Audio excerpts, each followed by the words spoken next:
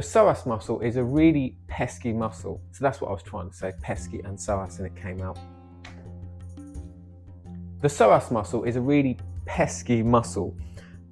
It doesn't really like to be stretched, and often you'll find that it resists the very movement that we're trying to create. So meaning your nervous system, your brain, and the corresponding cables actually restrict the very pose you're trying to create. The first remedy to that, of course, is nasal breathe, and don't breathe in and out of your mouth, and think about calming your nervous system down, creating an atmosphere in your body that the brain senses a complete absence of stress, and then it's more likely to allow that muscle to stretch. There's also a mechanical component to this. Most people are not in the correct position. The front foot is too close to the knee, so it needs to go slightly further back.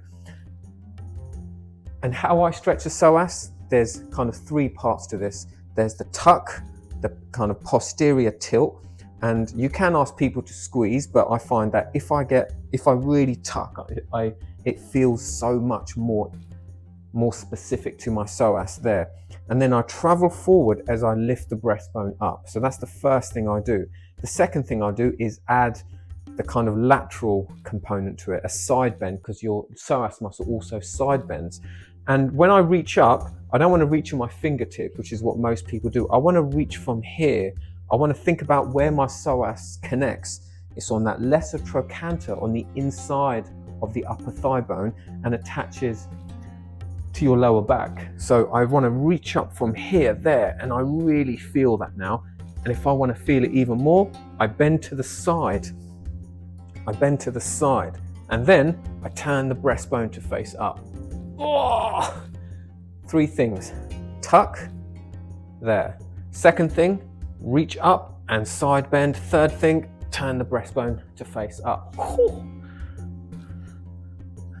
The reason that's so important is if you don't tuck your pelvis this way, if you don't tuck posteriorly, it will go anterior, and then you back bend, and what you're doing is you're compressing everything in your lower back.